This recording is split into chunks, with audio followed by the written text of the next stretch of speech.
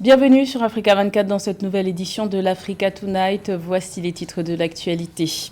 Gel des crédits bancaires au Zimbabwe, une mesure décrétée par l'exécutif pour mettre un coup d'arrêt à la spéculation contre la devise nationale qui connaît une forte dépréciation face au dollar. Un dispositif drastique, loin de faire l'unanimité. Le groupe Attijari Wafa Bank consolide sa présence en Afrique centrale. Une nouvelle filiale a été créée au Tchad. Cette implantation permet au premier groupe bancaire et financier du Maroc d'étendre son réseau international à 26 pays. Et le patrimoine sacré des chefferies du Cameroun est exposé jusqu'au 17 juillet au musée du Quai Branly Jacques Chirac à Paris en France. Un voyage culturel mêlant monde ancestral et contemporain avec plus de 200 objets et œuvres d'art à découvrir. Mais tout d'abord au Nigeria, l'ancien président Goodluck Jonathan ne participera pas à l'élection présidentielle de 2023 sous la bannière de l'APC et qu'il avait battu en 2015. L'ex-chef de l'État a rejeté ce lundi 9 mai un formulaire de candidature à la présidence acheté sans son consentement. Il s'agirait d'un acte mené par un groupe de soutien qui avait décidé de porter sa candidature pour un second mandat à la tête du Nigeria pour le compte du parti au pouvoir. L'ancien président du Nigeria de 2010 à 2015 vient donc de mettre fin à un long suspense concernant sa candidature pour succéder à Muhammadu Buhari qui arrivera en 2023 au terme de son deuxième et dernier mandat. Également dans l'actualité au Burkina Faso, le tribunal militaire de Ouagadougou a condamné ce mardi 10 mai l'ex-président burkinabé Blaise Compaoré et 9 autres accusés du procès de l'assassinat de Thomas Sankara à payer plus de 800 millions de francs CFA, soit 1,2 million d'euros de dommages et intérêts aux ayants droit de l'ancien chef de l'État Thomas Sankara et de ses compagnons assassinés en 1987. Cette somme devra être payée solidairement par tous les co-accusés. Rappelons que Blaise Compaoré, Hyacinthe Kafondo et Gilbert Diendéré ont été condamnés à la prison à perpétuité à l'issue de ce procès historique. L'économie du Zimbabwe va mal depuis plus de 20 ans et pour tenter de panser les plaies, l'exécutif a décidé le 7 mai de prendre des mesures drastiques. La présidence a ordonné le gel des crédits bancaires.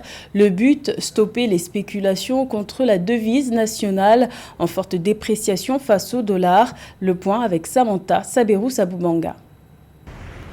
Au Zimbabwe, le gouvernement a ordonné aux banques de cesser d'attribuer des prêts aux entreprises privées et aux ministères. Cette décision à effet immédiat vise à mettre fin à la spéculation contre le dollar zimbabwéen et ainsi arrêter la dévaluation rapide sur le marché noir. Le président Emmerson Mnangagwa a sommé samedi 7 mai 2022 les banques de suspendre leur activité de crédit dans le cadre d'un plan de redressement du pays miné par une inflation galopante, nourrie par la guerre en Ukraine et l'envolée des prix des matières premières.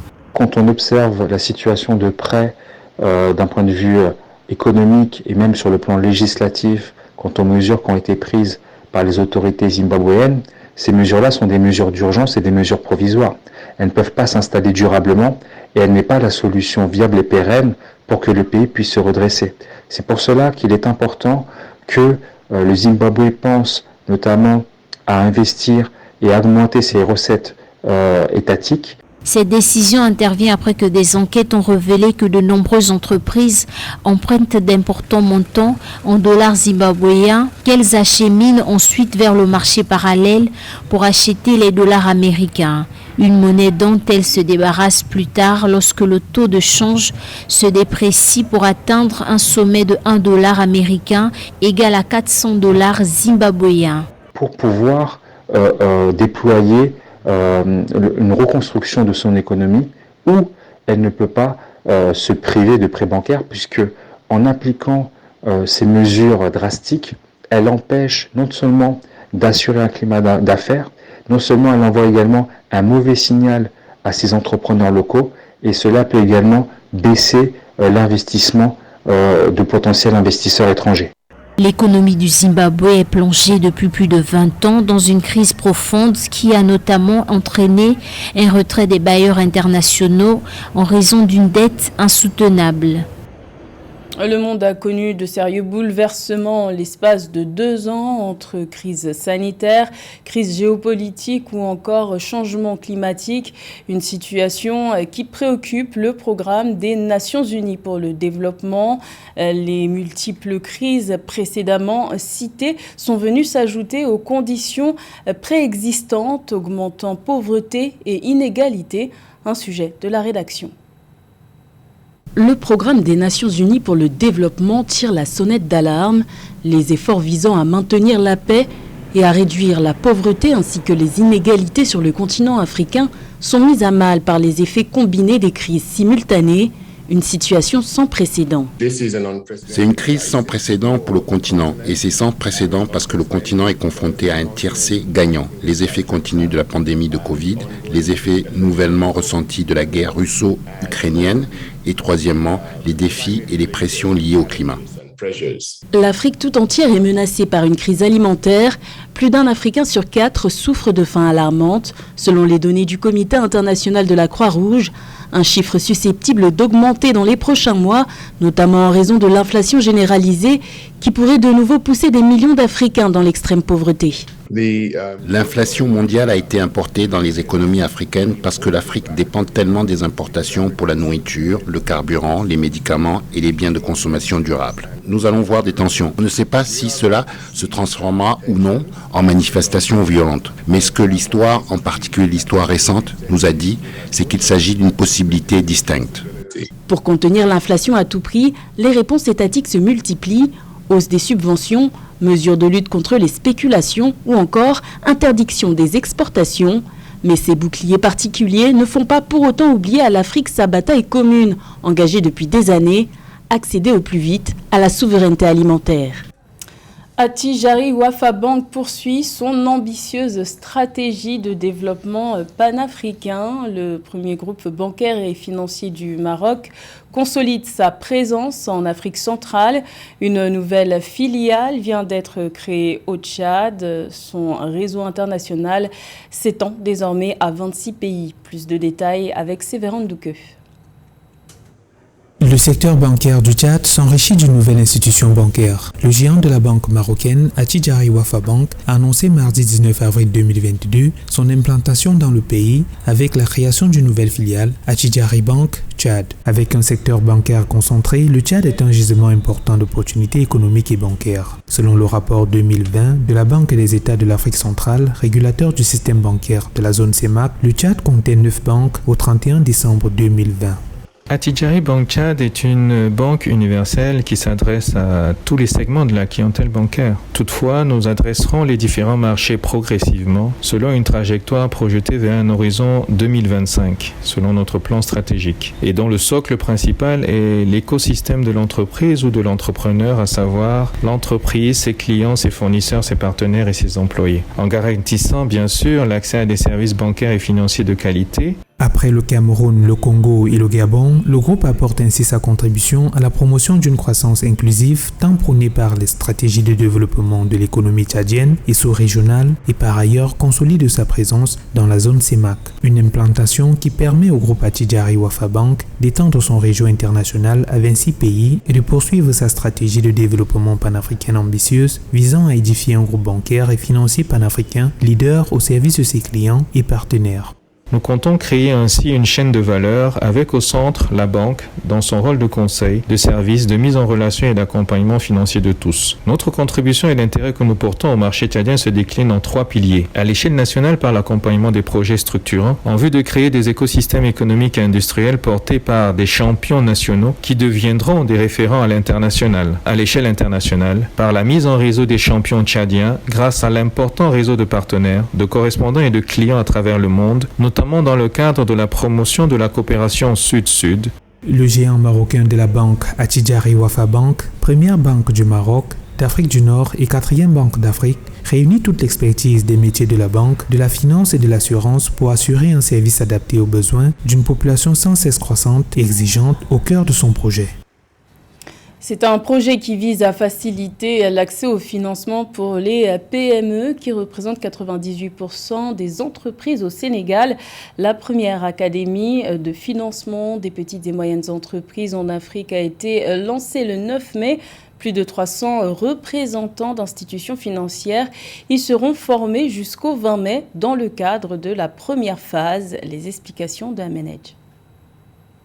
Au Sénégal, l'Agence de la coopération allemande GIZ et l'Agence de développement et d'encadrement des petites et moyennes entreprises ont procédé au lancement de la première académie de financement des petites et moyennes entreprises en Afrique. L'objectif de cette institution est de renforcer les capacités des participants et de contribuer au renforcement de l'écosystème du financement au Sénégal. Et le problème, c'est qu'on ne peut pas ne pas avoir de PME pour pouvoir justement assurer le développement. Pourquoi ? Parce que l'essentiel, ça veut dire en frise les 80-90% de l'activité économique d'un pays est détenue par les PME et PMI. Donc c'est elle qui offre l'essentiel de l'emploi, c'est elle qui embauche la majorité de la population, qui leur donne un salaire et donc qui crée des richesses.